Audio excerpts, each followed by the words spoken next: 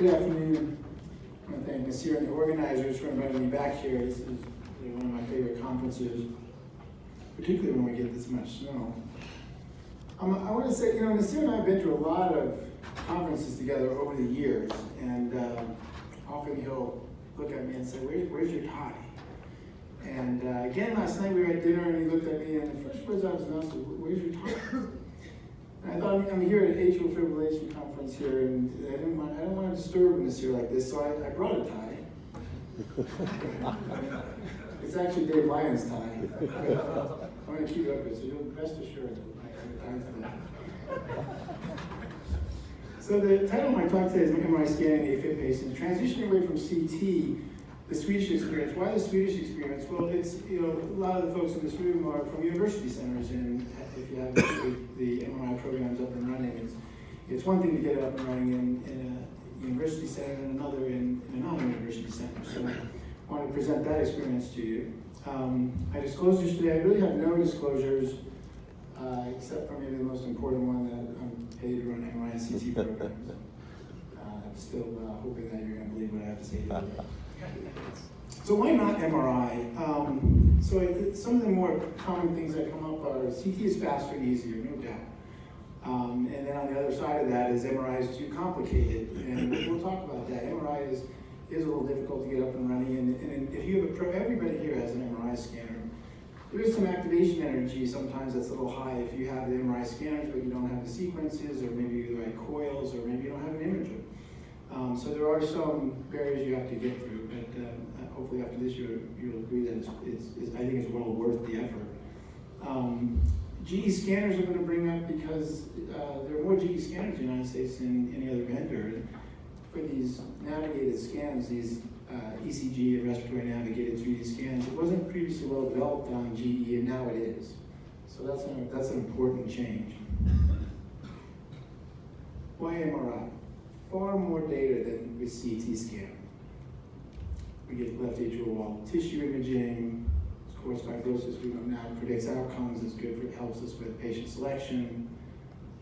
There's other imaging that we get with MRI scanning, and I'm going to show you a slide on that. And as an electrophysiologist, you can ask for this imaging. You're not just, when we do these scans, we're not just imaging the left atrial wall. There's a lot of other imaging that's done, and there's a lot you could request if you wanted to. That's really not available on CT, and then of course there's no radiation with MRI compared to CT. So left atrial wall imaging, the typical scans that we get, of course we get the angiograms for merging with cardo, CT scans you get that as well. Arguably CT, the angiograms are better quality than MRI. Pre-ablation fibrosis, again, can't get this with CT scans. Post-ablation scar analysis is important. And post-ablation complications you can get with both CT and MRI scans. There's really no cost difference between the two, so if that was, in the back of your mind that MRI must be more expensive, it's not. As far as other imaging goes, I think you should know that, MRI, there's lots of different types of imaging you can do with MRI within these, and you can include them in the scans that we get for the pre-ablation MRI scan. So it's the gold standard for sizes and function of the chambers. Angiograms, you can get various types of real-time angiograms with very little contrast, straight type imaging, late gallery enhancement of the left ventricle. It's very powerful.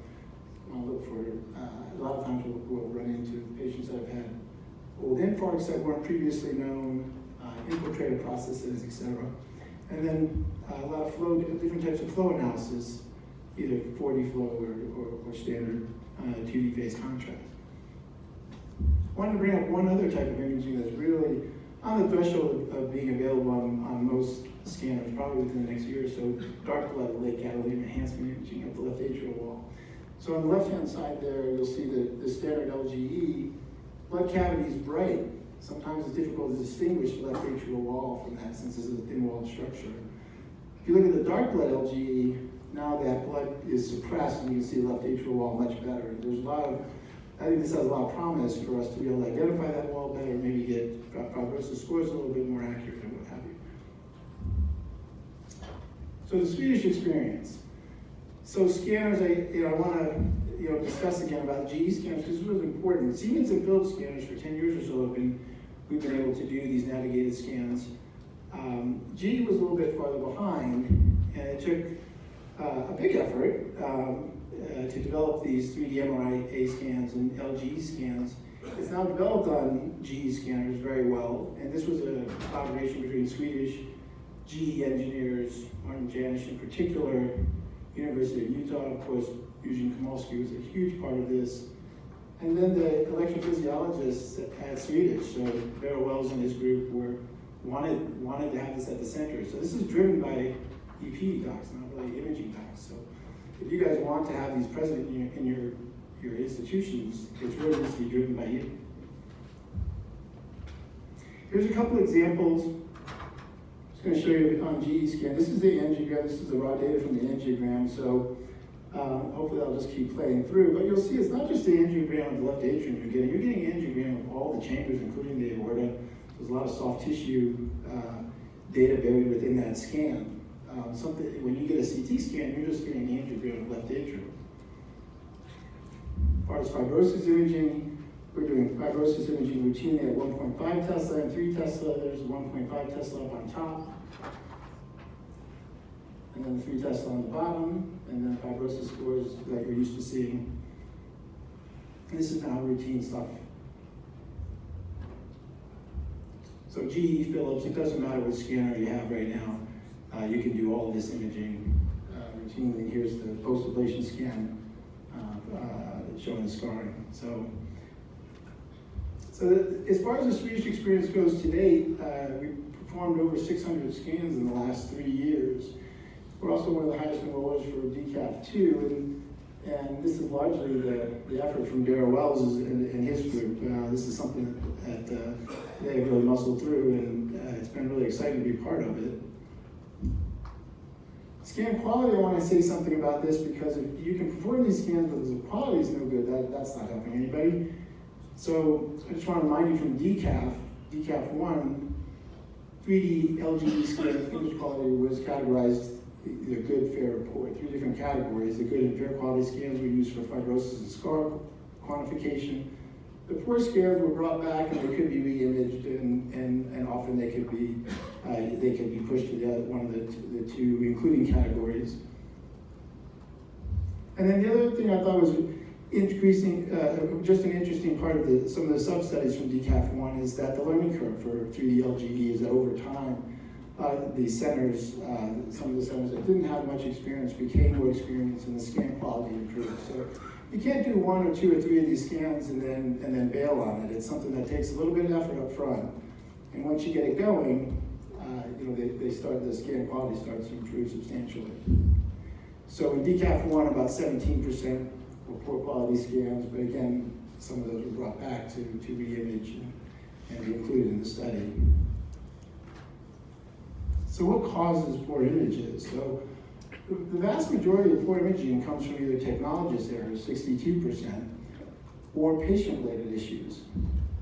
And what I think is, what's good about this is the technologist errors they're repairable, you can fix this. So most of the time that means the technologist wasn't engaged, maybe they weren't quite trained well enough, for whatever reason, but these are the types of things that if you brought the patient back, they're almost always correctable. The patient-related ones are sometimes correctable and sometimes not, and more often than not, they are correctable. There'll be various reasons why patients can't make it through the scan. Sometimes they have claustrophobia. That's really not an issue that very much anymore, and we'll pre-treat those patients. But they might come in tachycardic, so if they come in AFib with a heart rate of 120, that's not a great person to scan. The scan quality is not going to be great in that, so we need to bring them back and then rescan them when their heart rate is better controlled, things like that. And this is probably the most important slide of the presentation, and this is the Swedish experience over the last 3 years, at least some of it. Over 600 scans again over the past 3 years, 48 were callback studies, about 8%. So our callback study, it was less than it was at DCAF1, but we went into this with a little bit more experience than some of the other centers that entered into DCAF1. 27 were technologists there, that was 56%, a little bit lower than, or a little bit higher, than DCAF1. This was mostly related to ECG or respiratory gating problems or the technology's not setting the TI time correctly, they truncated, things like that. 21 were patient-related, so 44% of these were patient-related issues. They have changed stroke breathing. It can be very difficult on the scan. They came into too tachycardic, or they simply just didn't tolerate. Some of the older patients don't tolerate being in a scan for as long as sometimes they need to be. Some of the scans can go on for 45 minutes or so. But in any event, these are very possible if the will is there from EP. These programs are developable in your own program. So I want to leave you with these summary thoughts. Cardiac MRI, everything is critical for EP-MRI programs going forward. 3D navigated MRA and MDE exams are difficult, no doubt, to get up and running, but they have significant clinical impact. DCAF 1, 15 centers were enrolling patients. DCAF 2, there's over 30. So lots of centers are getting this up and running. It's not that difficult. It's just, it takes that will, really. And it can be done in non-university centers. There are many non-university centers that do this, and Swedish is one of them. So this is doable. Again, it's just a will and a desire to get it up and running. But like I said, you all have MRI scanners out there, and it's not like you have to invest $1.5 million in a scanner. Now you're talking about much lower costs now once you have the scanner. Programs with GE scanners are no longer at a disadvantage. We're getting just as good scans on GE scanners as they are on Siemens and Philips. And then advances in LA wall imaging, they're coming. There's no doubt. With our blood imaging, for instance, there's going to be versions 2.0, 3.0, etc. Anyway, thanks for your attention. And we'll take questions at the end.